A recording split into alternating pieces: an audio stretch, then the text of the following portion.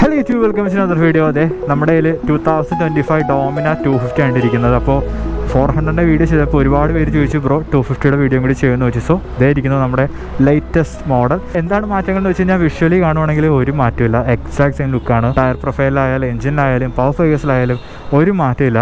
പിന്നെ എന്താണ് മാറ്റം എന്ന് വെച്ച് കഴിഞ്ഞാൽ, ഫസ്റ്റ് മാറ്റം ആ ഒരു കൺസോളാണ്. NS200 കണ്ടുവന്ന എക്സാക്ട് സെയിം കൺസോളായിട്ട് മാറിയിട്ടുണ്ട്. പിന്നെ അതുകൂടാണ്ട് ആ സെക്കൻഡറി മീറ്റർ ഉണ്ടായിരുന്നല്ലോ, അത് ഇതിൽ നിന്ന് എടുത്ത് കളഞ്ഞു. ബട്ട് ഈ ഒരു കൺസോൾ അത്ര മോശമല്ല, നിങ്ങൾ നേരിട്ട് ഒന്ന് കണ്ടു നോക്കുക. ഫോട്ടോയിൽ കാണുന്നതിലൊക്കെ മച്ച് ബെറ്റർ ആണ്. കൺസോൾ കൊണ്ട് വന്ന മാറ്റങ്ങൾ എന്ന് വെച്ച് കഴിഞ്ഞാൽ, വണ്ടിക്ക് നോക്കിയപ്പോൾ ട്രാക്ഷൻ കൺട്രോൾ വരുന്നുണ്ട്. അത് കൂടാണ്ട് 3 റൈഡ് മോഡ് വരുന്നുണ്ട്. റൈഡ് മോഡല്ല, ഇറ്റ്സ് ആക്ച്വലി ABS മോഡ്. നമ്മൾ ABSൻ്റെ ഇൻ്റർവെൻഷൻ ഈ മോഡിലേക്ക് അനുസരിച്ച് മാറും. നമുക്ക് actually road, rain, off road എന്നിങ്ങനെ 3 മോഡാണ് വരുന്നത്.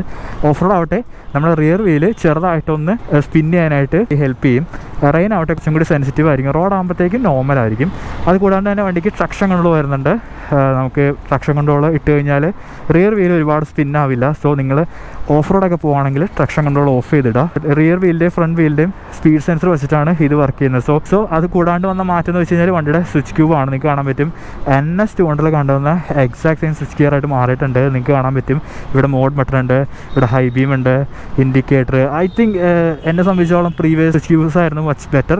ഇവിടെ ആ ഒരു സെക്കൻഡറി മീറ്റർ പോയിട്ട് USB-A ടൈപ്പ് ചാർജറും ആയിട്ടുണ്ട്. വേറെ മാറ്റങ്ങൾ എന്ന് പറയാനായിട്ട് ഒന്നുമില്ല, എക്സാക്ട് സെയിം ആണ്. പിന്നെ വിഷ്വലി തോന്നി ചെറിയൊരു മാറ്റം എന്താണെന്ന് വെച്ച് കഴിഞ്ഞാൽ, ഈ ഒരു വണ്ടിയുടെ എക്സോസ് പൈപ്പ് നേരത്തെ ഭയങ്കരമായിട്ട് ഇങ്ങനെ തുരുമ്പിച്ചിരിക്കണം കാണാൻ പറ്റുമായിരുന്നു. അത് ബജാജിൻ്റെ വണ്ടിയുടെ അല്ല, ഒട്ടുമിക്ക എല്ലാ വണ്ടിയുടെയും പ്രശ്നമാണ്. ഒരുപാട് റോഡിൽ ചെളിയൊക്കെ പറ്റി അത് ആ ചൂടിലിരുന്ന് അതിൻ്റെ കളർ ചേഞ്ച് ആവുമായിരുന്നു. സോ അത് ഒരുവിധം പ്രിവെൻറ്റ് ചെയ്യാനായിട്ട് അവർ എക്സോസിന് ചെറിയൊരു ഗാർഡ് കൊണ്ടുവന്നിട്ടുണ്ട്. നിങ്ങൾക്ക് കണ്ടാൽ മനസ്സിലാവും, ചെറിയൊരു ഗാർഡാണ്. പിന്നെ എന്താ പറയുക, ഡോമിനാർ 250നെ പറ്റി പറയുവാണെങ്കിൽ ഒരു കുറച്ച് അണ്ടർ റേറ്റഡ് ആണ്.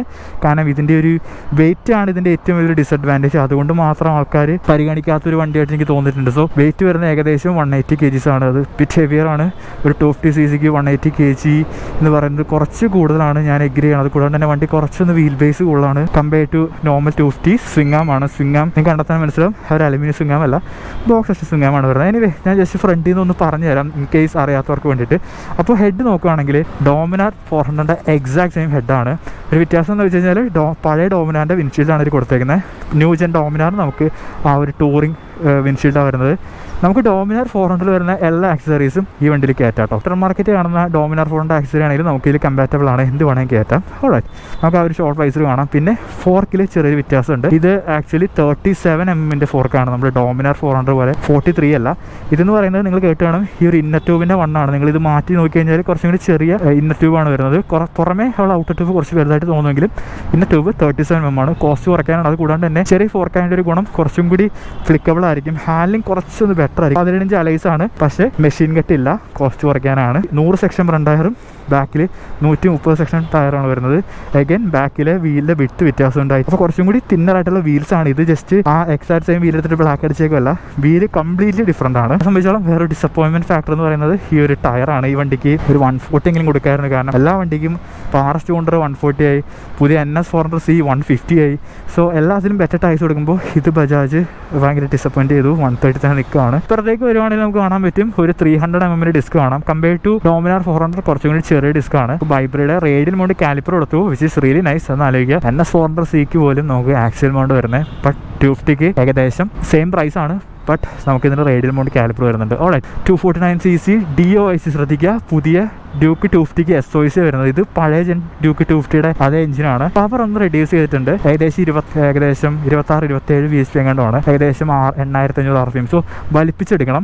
ലോ ആൻഡ് ടോർക്ക് ഒന്നും പ്രതീക്ഷിക്കേണ്ട. പിന്നെ ടോർക്ക് ഏകദേശം 25 അത്ര എങ്ങനെ ഞാൻ കറക്റ്റുള്ള ഫിയർ താഴെയിടാം. Mated to 6 speed gear box, slipper clutch, അങ്ങനെയുള്ള കാര്യങ്ങളൊക്കെ ഉണ്ട്. പിന്നെ ഇത്തിരി വ്യത്യാസം, ഇത് സിംഗിൾ സ്പാർക്ക് പ്ലഗ് ആണ്. നമ്മുടെ പഴയ പോലെ ട്വിൻ സ്പാർക്ക് പ്ലഗ് ഒക്കെ എടുത്ത് കളഞ്ഞിപ്പോൾ സിംഗിൾ സ്പാർക്ക് പ്ലഗ് ആണ് യൂസ് ചെയ്യുന്നത്. പിന്നെ അത് തൂക്കിയിട്ടിരിക്കുന്നത് ആ ഒരു പെരിമീറ്റർ ഫ്രെയിമിലാണ്. ഈ ഫ്രെയിമാണ് ഈ വണ്ടിയുടെ ഏറ്റവും ഹെവിയസ്റ്റ് ആയിട്ടുള്ള ഭാഗം കേട്ടോ. പറയാതിരിക്കാൻ വയ്യ. ബജാജ് ഇത് എന്ന് ഡിച്ച് ചെയ്യുന്നു അന്ന് ബജാജ് വണ്ടി ലൈറ്റർ ആവും. ഓൾറൈറ്റ്, പിന്നെ എക്സാക്ട് സെയിം ആ ഒരു 13 ലിറ്ററിൻ്റെ ടാങ്ക് കാണാൻ പറ്റും. ഇതിൻ്റെ ഒരു പ്രശ്നം എന്ന് വെച്ച് കഴിഞ്ഞാൽ ഫ്യൂൽ എക്കോണമി ഈ വണ്ടിയുടെ ഭയങ്കരമായിട്ട് ഫ്ലക്ച്വേറ്റ് ചെയ്യും. നമുക്ക് ഒരു ഏകദേശം 28 to 35, 37 ആ ഒരു ലെവലിലേക്ക് പ്രതീക്ഷിക്കാം. കുറേയൊക്കെ നിങ്ങൾ ഓടിക്കുന്ന പോലെ ഇരിക്കും, പറയാതിരിക്കാൻ വയ്യ. കാരണം നിങ്ങൾ 35 കിട്ടുമെന്ന് വിചാരിച്ചിട്ട് ഈ വണ്ടി സിറ്റിയിലേക്ക് ഇറക്കി കഴിഞ്ഞാൽ ചിലപ്പോൾ 28 കിട്ടുള്ളൂ. സോ ഭയങ്കര തോട്ട് സെൻസിറ്റീവ് ആണ്. നിങ്ങൾ ഓടിക്കുന്ന പോലെ തന്നെ ഇരിക്കും. ഡോമിന 250 ഓണേഴ്സിനോട് ചോദിച്ചു നോക്കാം. ഓക്കെ, പിന്നെ സീറ്റിലൊന്നും വ്യത്യാസമില്ല. എക്സാസ്റ്റിംഗ് സീറ്റാണ്. പ്രീവിയസിലെ സീറ്റായിട്ട് വളരെ കുറവാണ്, 800 മാത്രമേ ഉള്ളൂ. മോസ്റ്റ് ഓഫ് യു ഗൈസ് നിങ്ങൾക്ക് ഫ്ലാറ്റ് ഫുട്ട് ചെയ്യാൻ പറ്റും. ആ ഒരു ട്വിൻ പോർട്ട് എക്സോസ് കാണാൻ പറ്റും. നല്ല രസമുണ്ട് എൻ്റെ സൗണ്ട് കേൾക്കാനായിട്ട്. I think Dominar 400 whistle sound കൂടുതൽ ഇതിനാണ്. വിശ്വാസമായില്ല, ഞാൻ കേൾപ്പിച്ചുതരാം.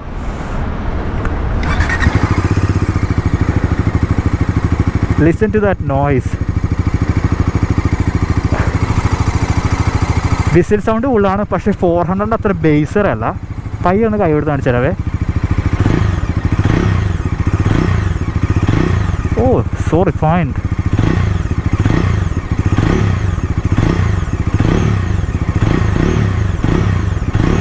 ഓ മാൻ, പൊളി എക്സോസിനോട്ട്. പിന്നെ ഇവിടെ നോക്കുവാണെങ്കിൽ നമുക്ക് ആ ഒരു ഫുഡ് പാക്സ് എക്സാക്ട് സെയിം ആണ്. നമ്മുടെ ഡോമിനാർ 4 കാണുന്ന അതേ ഒരു ഫുഡ് പാക്സ് ആണ്. നമുക്കിവിടെ കാണാൻ പറ്റും അഡ്ജസ്റ്റബിൾ ആയിട്ടുള്ള മോണോഷോക്ക് കാണാൻ പറ്റും വിത്ത് സിൽവർ സ്പ്രിംഗ്.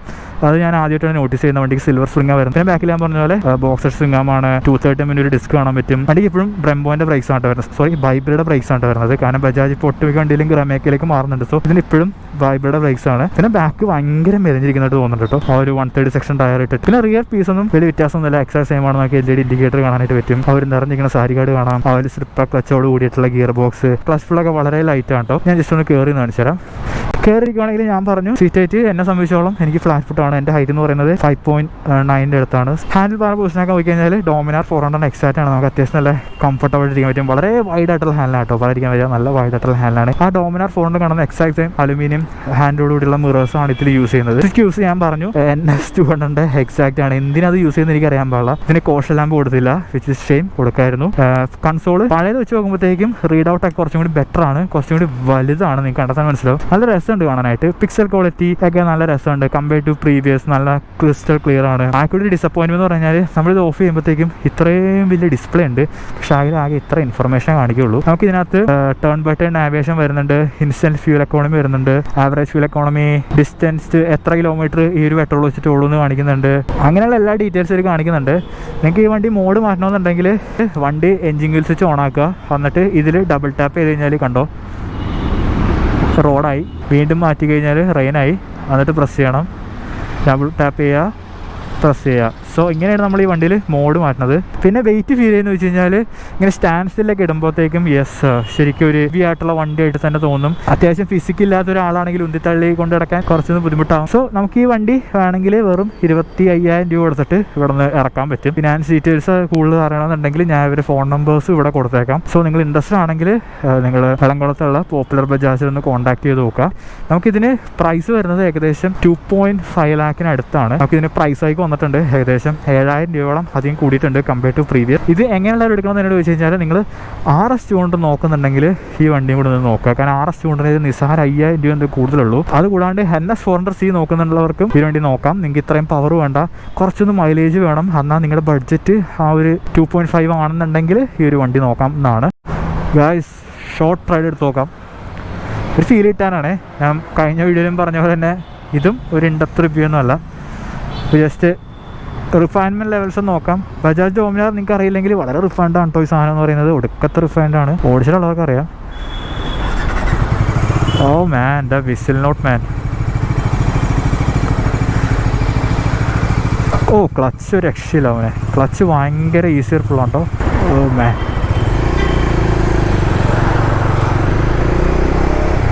ഓ ഫസ്റ്റ് ഇംപ്രഷൻ എന്താ പറയുക? Oh man, clutch is really smooth man. ഒരു രക്ഷയില്ല കേട്ടോ.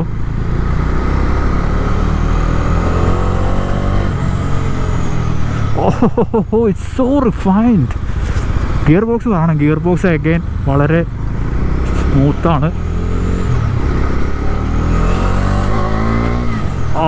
Shit. Oh man, listen to that exhaust note man. First impression എന്താ പറയുക? വണ്ടി വളരെ റിഫൈൻഡ് ആണ്. റിഫൈൻഡ് എന്ന് പറഞ്ഞു കഴിഞ്ഞാൽ എൻജിൻ വളരെ റിഫൈൻഡ് ആണ്. ത്രോട്ടിൽ റെസ്പോൺസ് പറയണം, ശരിക്കും റൈഡ് ബൈ വെയറുള്ള വണ്ടി ഓടിക്കുന്ന പോലെ ഉണ്ട്. അത്ര പ്രിസൈസ് ആണ്, അത്രയ്ക്ക് സ്മൂത്താണ്. നമ്മൾ വൺസ് വണ്ടി ഓടിച്ചു കഴിഞ്ഞാൽ ഒരു 180 kg ഒന്നും ഫീൽ ചെയ്യില്ല കേട്ടോ. എല്ലാ വീഡിയോയിലും എല്ലാവരും പറയുന്നതാണ്, പക്ഷേ സത്യമാണ്. റോയൽ എൻഫീൽഡ് വണ്ടികൾ മാറ്റിയെടുത്തി കഴിഞ്ഞാൽ വേറൊരു വണ്ടി നമ്മൾ അത്ര ഒരു ഹെവി ആയിട്ട് ഫീൽ ചെയ്യില്ല. ഞാൻ കൺസോളിനെ പറ്റി പറയണം, കൺസോൾ കൊള്ളാം കേട്ടോ, ഇങ്ങനെ കാണുമ്പോൾ നല്ല രസമുണ്ട്. എനിക്കറിയില്ല ബജാജിന് ഇത് എങ്ങനെ ഒപ്പിച്ചെടുക്കാൻ പറ്റുന്നത്. കാരണം ഡ്യൂക്ക് 250 വെച്ച് നോക്കുമ്പോൾ, I mean first time Duke 250 വെച്ച് നോക്കുമ്പോഴത്തേക്കും ഡേ ആൻഡ് നൈറ്റ് ഡിഫറൻസ് ആണ് കേട്ടോ. എൻജിൻ റിഫൈൻമെൻറ്റ് കാര്യത്തിൽ വളരെ റിഫൈൻഡ് ആയിട്ട് തോന്നുന്നല്ല, വളരെ റിഫൈൻഡ് ആണ്. I don't know how they manage to make something that is so sporty to something like this, so refined, so comfortable. വളരെ പ്രോഗ്രസീവ് ആണ് പവർ എന്ന് പറയുന്നത്. നമ്മളെ 5000 RPM കഴിയുമ്പോഴാണ് ശരിക്കും ആ ഒരു പവറും കാര്യങ്ങളൊക്കെ ഇട്ടുള്ളൂ. ലോ ആൻഡ് ടോർക്ക് ഇല്ല, ഞാനിപ്പോഴേ പറയുന്നു. ലോ ആൻഡ് ടോർക്ക് എന്ന് പറഞ്ഞ സാധനമില്ല, നമ്മൾ വലിപ്പിച്ചെടുക്കണം പവറും കാര്യങ്ങളൊക്കെ. ഓ സൗണ്ട് മാൻ. ഇങ്ങനെയുള്ള ഹെവി ട്രാഫിക്കിലിരിക്കുമ്പോഴത്തേക്കും ഞാൻ പറഞ്ഞു നമുക്ക് അത്യാവശ്യം ഹൈറ്റൊക്കെ ഉണ്ടെങ്കിൽ വലിയ ഇഷ്യൂ ഇല്ല, നമുക്കിങ്ങനെ കാല കുത്തിരിക്കാൻ പറ്റും. അല്ലാത്തൊരു ആളാണെന്നുണ്ടെങ്കിൽ നിങ്ങൾ ആ ഒരു വെയിറ്റ് ചിലപ്പോൾ ഒന്ന് ഫീൽ ചെയ്തേക്കാം.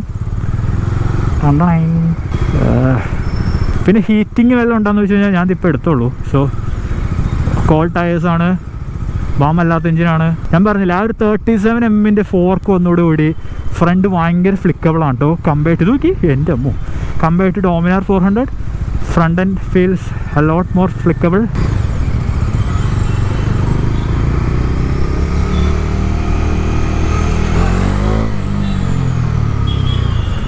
നമുക്ക് ABS മോഡൊന്നും ഇങ്ങനെ ടെസ്റ്റ് ചെയ്യാൻ പറ്റില്ല കേട്ടോ. നമുക്കിപ്പോൾ റോഡ് മോഡാണ് ഇട്ടേക്കുന്നത്. നമുക്ക് മഴ പെയ്താലേ നമുക്ക് മഴയത്തിട്ട് റെയിൻ മോഡിട്ട് കാര്യമുള്ളൂ. അതുപോലെ തന്നെയാണ് ഓഫ് റോഡും. ഓഫ് റോഡ് പോയിട്ട് ഓഫ് റോഡ് മോഡിൻ്റെ കാര്യം ചെണ്ടി.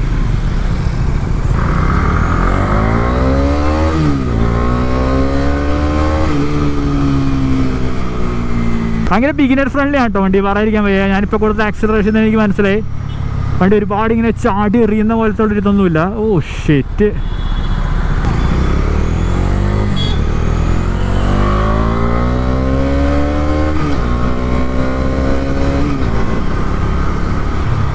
ഓ സസ്പെൻഷൻ ബാക്ക് വന്നാലും നല്ല സോഫ്റ്റാണ് കേട്ടോ, പറയാനും നല്ല സോഫ്റ്റാണ് ബാക്ക് സ്പ്രിങ്. ഫ്രണ്ടും കൊള്ളാം. ഫ്രണ്ട് ഡോമിനാർ 400 എനിക്ക് ഭയങ്കര സോഫ്റ്റായിട്ടാണ് തോന്നിയത്. ഞാൻ ജസ്റ്റ് ഒന്ന് എടുത്താണ് വണ്ടിയുടെ ഒരു ഫീൽ കിട്ടാൻ വേണ്ടിയിട്ട്. ഇത് ഇൻഡെപ്ത് റിവ്യൂ അല്ല, ഞാൻ ഓൾറെഡി പറഞ്ഞു. സോ അടുത്തൊരു വീഡിയോ കാണുന്നവരെ ബൈ, ചിയേഴ്സ്.